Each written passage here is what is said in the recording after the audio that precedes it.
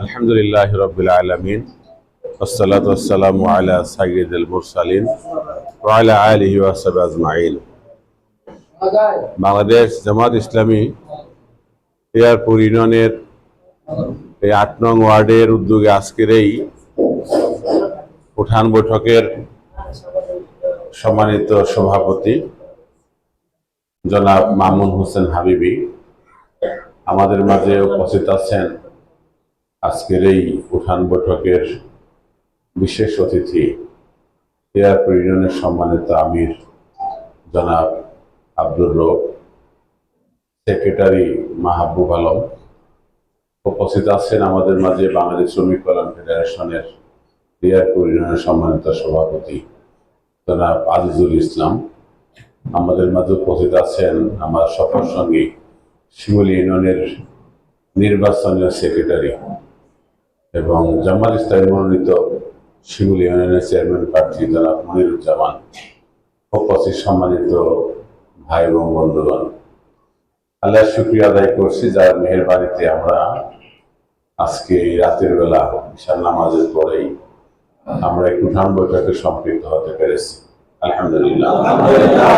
ভাই ও বন্ধুগণ, রাত হয়ে যাচ্ছে, এই জন্য আমি কথা আসলে আমাদের পূর্ববর্তী বক্তারা বলেছেন, আমি সংক্ষেপে কিছু কথা বলেই শেষ করব।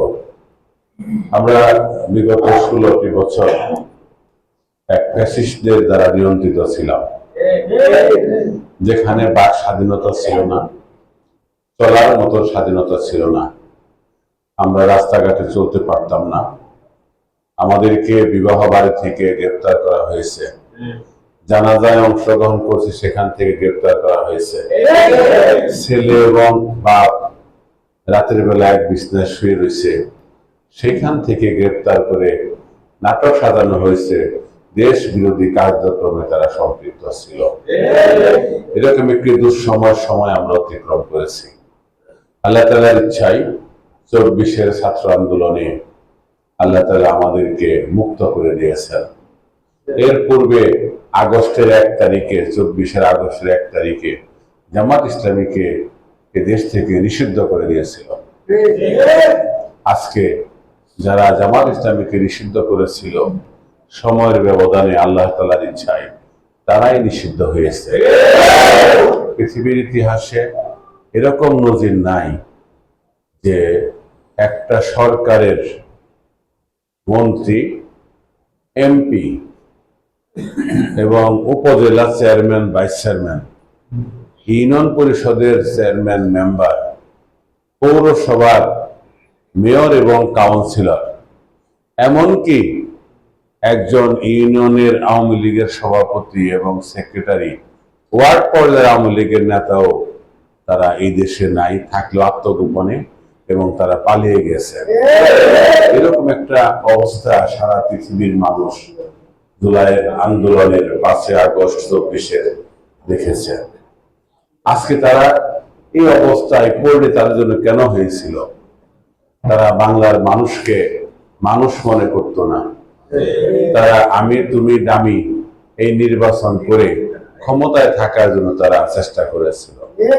তারা একটি সাজানো এবং একটি সমঝোতা নির্বাচনের মাধ্যমেই 2009 সালে তারা ক্ষমতায় আসে। ক্ষমতায় এসে তারা প্ল্যান করে পিলখানা হত্যাকাণ্ড ঘটায়। পিলখানাতে আমার এই দেশের সেনা অফিসার 57 জন সেনা অফিসারকে তারা নির্মম ভাবে 2 দিনে হত্যা করে, প্ল্যান করে। এরপরে তারা পিলখানায় যে হত্যাকাণ্ড ঘটেছে, নিরাপরাধ বিডিআরদেরকে তারা হত্যার নামে আসামি করে তাদেরকে বছরের পর বছর কারাবরণ তারা রেখেছে। এরপরে দেশের তৌহিদ জনতার প্রতিনিধিত্বকারী বাংলাদেশ জামাত ইসলামীকে নিশ্চিহ্ন করার জন্য 2010 সালের জুন মাসে আমাদের কেন্দ্রীয় আমিরে জামাত, সেক্রেটারি জেনারেল এবং নায়েব আমির দেলাওয়ার হোসেনকে একদিনে তারা হঠাৎ করে ঠুনকো একটা অজুহাতে গ্রেপ্তার করে। এরপর তাদেরকে বিভিন্ন ভাবে সাজায়ে গুছায়ে ক্যাঙ্গারো কোর্টের মাধ্যমে তাদেরকে হত্যা করা হয়। জামাত ইসলামীর 11 জন শীর্ষ নেতৃবৃন্দকে এই 16 বছরে এই আওয়ামী ফ্যাসিস্ট সরকার হত্যা করেছে। অগণিত নেতা কর্মীদেরকে লক্ষ লক্ষ মামলা দিয়ে ঘর ছাড়া করেছে, বাড়ি ছাড়া করেছে, ব্যবসা প্রতিষ্ঠান ধ্বংস করেছে। এদেশের আলেমুল আমাদেরকে বিগত ফ্যাসিস্ট সরকার তারা তাদের উপর যে জুলুম করেছে, যার 2013 সালের 5ই মেতে শাপলা চত্বরে নিরীহ তৌহিদি জনতার উপরে আক্রমণ করে তারা লাশের স্তূপ বানিয়েছিল। সম্মানিত ভাই ও বন্ধুগণ, আমাদের এই বাংলাদেশ ঐতিহ্যগত ভাবেই একটি ধর্মীয় ভাবে তারা আগ্রহী। আমরা ছোটকাল থেকে দেখে আসছি যে দেশের মানুষ ওয়াজ মাহফিল শুনতে অভ্যস্ত। বিগত সময়ে ওয়াজ মাহফিলকে তারা বন্ধ করেছে এবং পুলিশ দিয়ে তারা ওয়াজ মাহফিলকে ঠেক দিয়ে তাদের পছন্দের বক্তার বাইরে, তাদের পছন্দের কথার বাইরে মাহফিল সহ কোন মসজিদের মেম্বারের জুমার দিনও তারা কথা বলতে দেয় নাই। এই শ্বাসরুদ্ধকর অবস্থা থেকে আল্লাহ তাআলা এই জাতিকে 24-এর 5ই আগস্ট মুক্ত করেছে, আলহামদুলিল্লাহ। এর মাধ্যমে বাংলাদেশ জামাত ইসলামী তার নিবন্ধন ফিরে পেয়েছে। তার উপর যে নিষেধাজ্ঞা ছিল, নিষেধাজ্ঞা প্রত্যাহার হয়েছে এবং জামাত ইসলামী তাদের প্রতীক দাঁড়িপাল্লাকে কেড়ে নেওয়া হয়েছিল, সেই দাঁড়িপাল্লার প্রতীক তারা আলহামদুলিল্লাহ ফেরত পেয়েছে। এবং অতীতের যে কোনো সময়ের চেয়ে জামাত ইসলামীর কথা মানুষের কাছে যেভাবে প্রাণ খুলে বলা যাচ্ছে এবং জামাত ইসলামী মানুষকে যেভাবে টেকনাফ থেকে তেঁতুলিয়া পর্যন্ত মানুষ যেভাবে গ্রহণ করেছে, ইতিহাস সাক্ষী জামাত ইসলামীর জন্মলগ্ন থেকে এর 5ই আগস্টের পূর্ব পর্যন্ত আর পৃথিবীতে এরকম সুযোগ কোথাও জামাত ইসলামী বিশেষ করে বাংলাদেশে পায় নাই। সম্মানিত ভাইরা, এই যে সুযোগ আল্লাহ তাআলা আমাদেরকে করে দিলেন এবং আমাদের আর 2 মাস পরে জাতীয় সংসদ নির্বাচন, 2 মাস বা 2.5 মাস পরে, এখন এই সুযোগে আমাদের খুবই গুরুত্বপূর্ণ কিছু কাজ আপনারা করছেন, তারপরে আমাদের করতে হবে। এখানে যারা আমাদের পুরাতন ভাইয়েরা আছেন তাদের উদ্দেশ্যে আমার মূলত কথা, যারা নতুন আসছেন আপনারা আমাদের কথা শুনবেন এবং আমরা আমাদের দৃষ্টিভঙ্গি আপনার জন্য উপস্থাপন করছি। জামাত ইসলামী প্রার্থীকে আপনারা বিজয়ী করবেন। নতুন যারা আসছেন, পুরাতন ভাইয়েরা যারা এখানে এসেছেন, আমি যদি মনে করি এখানে যে এই ওয়ার্ডে মোট কয়টা ভোট কেন্দ্র আছে হাবিব ভাই? একটা ভোট কেন্দ্র, এত কম না তো? একটা। কতগুলো ভোটার এই ওয়ার্ডে? 7,000 ভোটার। এখন হ্যাঁ, এক প্রতিষ্ঠানে 2টা কেন্দ্র, কিন্তু কক্ষ অনেকগুলো হয়। আচ্ছা, 7,000 এখানে ভোটার। এখানে আমার তো মনে হয় আরো প্রায় 1 লাখ লোক বসবাস করে। এমনি মানুষ বসবাস করে না, যারা বিভিন্ন এলাকার ভোটার। এই 7,000 ভোটারের মধ্যে দেখবেন 2,000 ভোটার এলাকায় নাই, তারা চাকরি বাকরি নিয়ে আরো জায়গায় চলে গেছে। এখন আমরা যখন ভোট চাইতে যাব বাড়ি বাড়ি, তখন কি বলতে পারবো এই বাড়ি কি এলাকার ভোটার কিনা? আমার কিন্তু একদম ওয়ার্ডের প্রত্যেকটা ঘরে ঘরে যেতে হবে। আপনারা যাচ্ছেন, কিন্তু আমাদের পলিসি হলো জানুয়ারি মাস পর্যন্ত আমরা 5 বার যাব, যাতে করে আমরা আমাদের ভোটারদেরকে, কারণ জামাত ইসলামীর সম্পর্কে এদেশের মানুষ কিন্তু এমন কিছু জানে না, জানে শুধু অপপ্রচার হয়েছে অতটুকু। টেলিভিশন বলেন, সোশ্যাল মিডিয়া বলেন, জামাত ইসলামী মানুষের পায়ের রগ কাটে, শিবির মানুষের পায়ের রগ কাটে। জামাত ইসলামী মানুষকে ভুল ব্যাখ্যা দেয়, ধর্মের কথা বলে, তাদের সঠিক ব্যাখ্যা না, নানান রকমের মতভেদ, ইখতিলাফি জিনিস আমাদের সামনে প্রচার করা হচ্ছে টিভি এবং সোশ্যাল মিডিয়ায়। বিশেষ করে টিভি এবং পত্রিকাতে জামাত ইসলামীর নিউজ উল্টাই করে। এই জন্য আমাদের যেটা করণীয়, এখান থেকে আছেন, এই যে বাড়ি ঘর যা আছে, আমাদের প্রত্যেককে একদম প্ল্যান করে যে আমরা প্রত্যেকটা ভোটারের কাছে যে আমরা 5 বার করে যাই। আমরা যদি একজন বিক্ষুব্ধ যখন আমার কাছে নরম সুরাইসা আবদার করে, প্রথম আপনি 2 বার যদি বলেন যে ভাই তুমি যাও, এরপর আবার যদি লেগে থাকে, তখন কিন্তু আমরা ঠিক আছে বাবা 5টা টাকা দিয়ে দিলাম, আমাদের মনে কিন্তু দয়া সঞ্চার হয়। এই জন্য যে ভোটার গুলো আমাদের এই মহল্লায় আছে, তাদের কাছে একবার গেছেন, দেখবেন তারা আপনার কথা শুনতেই চাবে না, কিন্তু আপনি তাকে প্রথমে জামাত ইসলামীর দাওয়াত দিবেন, জামাত সম্পর্কে ওরে মুখস্থ করাইবেন। কারণ আমাদের দেশের বিগত সময়ে যে সমস্ত দল রাষ্ট্রীয় ক্ষমতায় ছিল, মানুষ কিন্তু ওদের নামই খালি জানে, ওদের মার্কার কথাই কিন্তু খালি জানে। ঠিক আছে কিনা? আমাদেরকে জামাত ইসলামী আল্লাহ যে সুযোগ দিয়েছেন, আমাদের পরিবেশ দিয়েছেন, এই পরিবেশ এবং সুযোগে প্রত্যেকটা মানুষকে, আমাদের সমাজে এখন অনেক মানুষ আছে যারা অ্যান্ড্রয়েড সেট চালায় না, যারা টিভিও দেখে না, টিভি দেখলেও শুধু ওই যে বিভিন্ন ইগুলো আছে না, নাটক ছবিগুলো আছে, ওইগুলো দেখে, ওরা খবরও দেখে না, নিচে কি লেখা ওঠে তারা বুঝেও না। ঠিক আছে কিনা? ওরা দেখবেন স্টার জলসা, ওরা দেখবেন বিভিন্ন আরো নাটক ফাটক, এগুলো দেখবে। আর যারা যে সমস্ত মা বোনেরা গার্মেন্টসে ডিউটি করে, ওরা তো রাতের বেলা ঈশা মনে করেন খাবার দাবার শেষ করে শুয়ে পড়ে, আবার সকালে উঠা রান্না বাড়া করে আবার অফিসে দিয়ে দৌড়ায়। এদের কাছে আমাদের কিন্তু টিভি বলেন, সোশ্যাল মিডিয়া বলেন, ওইটা তাদের দেখার সুযোগ নাই। এই জন্য ওদের কাছে আমাদের যে পুরুষরা যাবেন, মহিলারা যাবেন, গ্রুপ করে করে যে তাদেরকে জামাত ইসলামের নামটা মুখস্থ করাইতে হবে। আমরা যদি এই নির্বাচন উপলক্ষে তাদের কাছে জামাত ইসলামের নামটা যদি মুখস্থ করাইতে পারি, এটা আমাদের প্রথম একটা সফলতা। এখানে যত লোক বসবাস করবে প্রত্যেকে যেন মনে করে জামাত ইসলামী একটি দল, সে যেভাবেই নেই, ইসলামী দল মনে করুক আর রাজনৈতিক দলে মনে করুক, এটা আমাদের প্রথম সফলতা। পাশাপাশি ওই দিনে তাকে মুখস্থ করাইতে হবে জামাত ইসলামের মার্কাটা কি? দাড়িপাল্লা। জামাত ইসলামের মার্কা হচ্ছে দাড়িপাল্লা, প্রতীক হচ্ছে দাড়িপাল্লা। কেউ দাড়িপাল্লা বুঝে না, খালি পাল্লা পাল্লা বুঝবে। যারা বিশেষ করে উত্তরবঙ্গে আছেন ওরা তো শুধু পাল্লা পাল্লাই বলে। এরপরে দাড়িপাল্লা, পাল্লা, এগুলো আমরা মুখস্থ করাবো। দ্বিতীয় নম্বর কাজ হচ্ছে ওদেরকে জামাত ইসলামের প্রার্থীকে পরিচিতি করাইয়া এবং প্রার্থীর পক্ষে ভোট কালেকশনের জন্য আমরা চেষ্টা করব। আমরা যদি সকলে মিলে, আল্লাহ তাআলা মানুষের অন্তরে একটা গায়েবী মদত দিয়েছেন। আপনি বলবেন, বলবো যে হ্যাঁ আমি তো এই চিন্তা করে রাখছি দাঁড়িপাল্লা এবছর ভোট দেব, বলে কিনা? যে আমি তো চিন্তাই করে রাখছি দাঁড়িপাল্লায় ভোট দেব। হ্যাঁ, অনেকে কিন্তু বলে।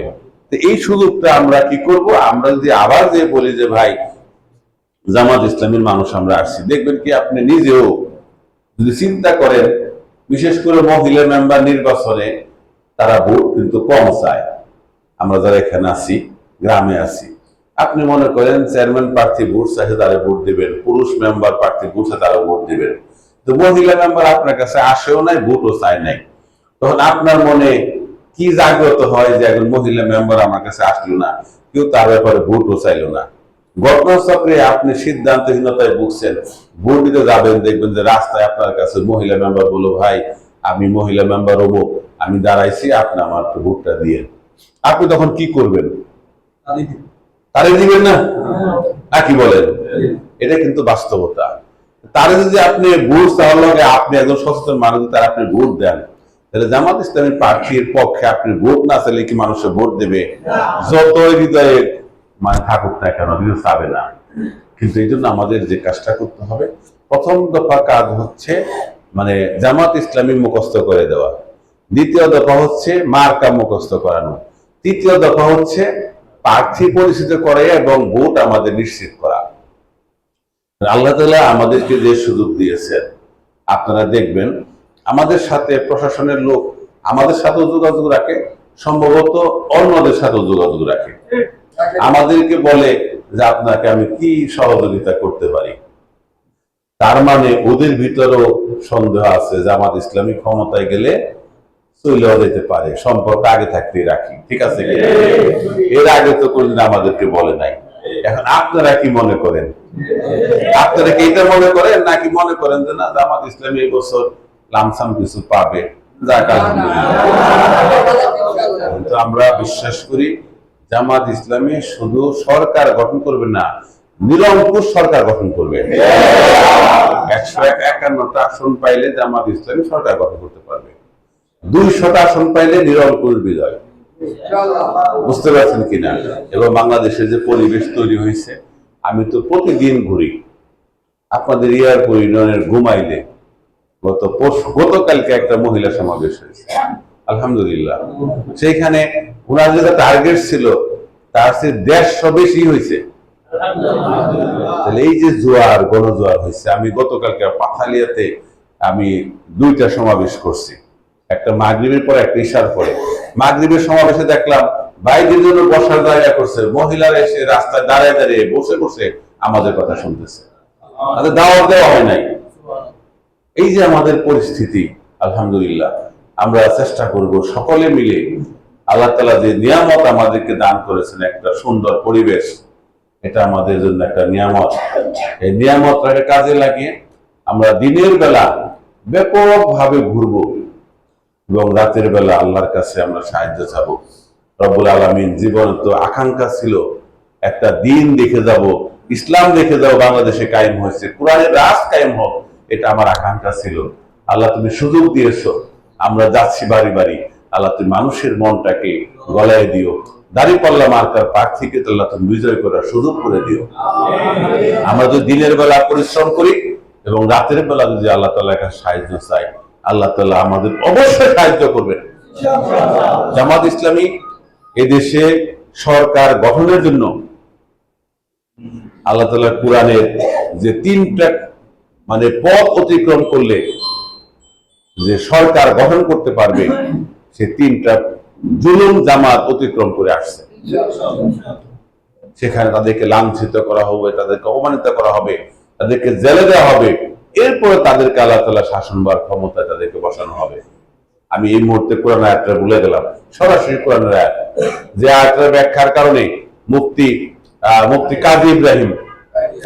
কাজী ইব্রাহিমকে গ্রেফতার করেছিল।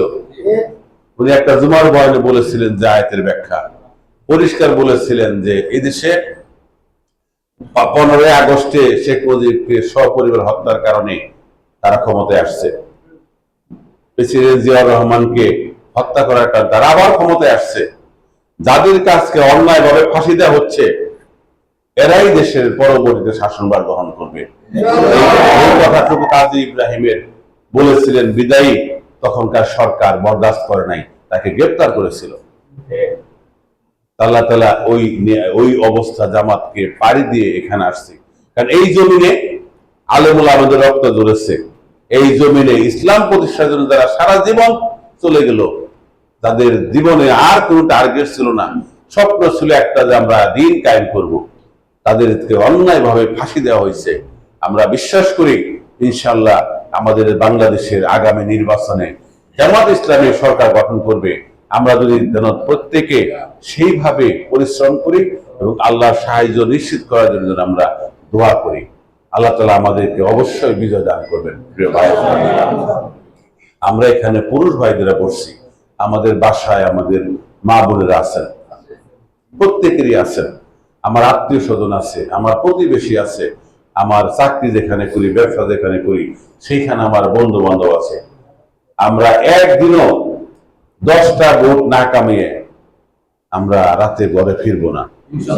8টা ভোট কামাইছি, রাত 9টা বেজে গেছে, আর 2টা ভোটের জন্য আমরা যদি 9টার পরে চেষ্টা করতে পারি, 2টা ভোট যদি আমরা নিশ্চিত করতে পারি, তাহলে ইনশাল্লাহ আমাদের চেষ্টা আল্লাহ তাআলা সফলতা দান করবেন।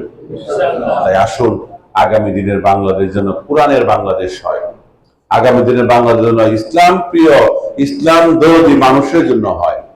মানুষকে বুঝাইতে হবে যে এখন বাংলাদেশ একটা সুন্দর পরিবেশ আছে, মাহফিল আর পুরুষের কোনো অনুমতি লাগে না।